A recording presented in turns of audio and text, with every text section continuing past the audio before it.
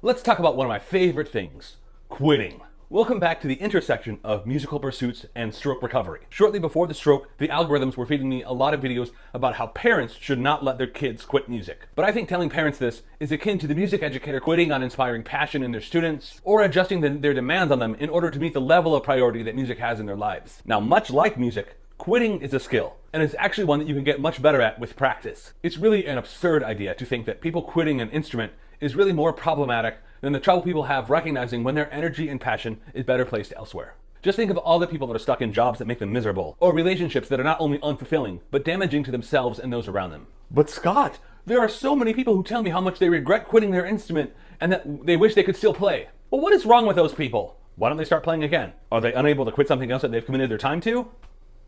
We're taught to see quitting as failure, but quitting is really about deciding if what someone is getting out of something is worth the time and energy they're putting into it. So why am I thinking about this now? I just started a new rehabilitation program this week, and I'm already considering quitting. So let's use it as an example. The program that I'm doing is about 7 hours a day, 5 days a week. I'm highly motivated to practice and recover from my stroke, so that seemed like a really good thing to me.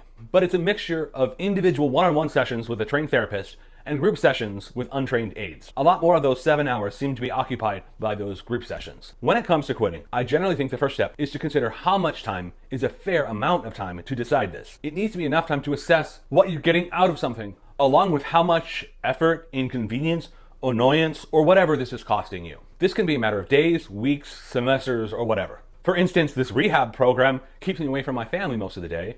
I have to wake up early, which I hate. And my insurance won't allow me to participate in a different rehabilitation program as long as I am participating in this one. It's also important to consider if there's another way to get the same or similar benefits. For instance, I quit band in high school, even though I was intending to be a music major. I really wanted to take another class that was only available at the same time, and quite frankly, the band teacher was kind of an asshole. But I found I was able to join the orchestra of a nearby liberal arts college, which gave me even more playing experience in an orchestral setting, along with the opportunity to earn college credit. Perhaps the most difficult thing is to assess and quantify whatever it is you're getting out of what you're thinking about quitting.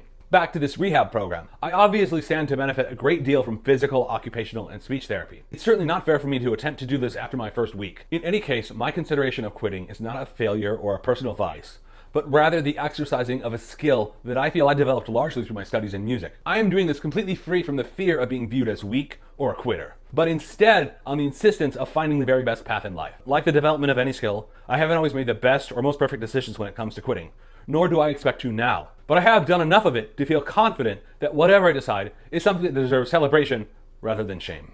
As much as I love teaching bassoon, I'm proud of my students that have quit taking lessons with me, because we've always been able to talk about it openly, and I've always been able to respect their decision.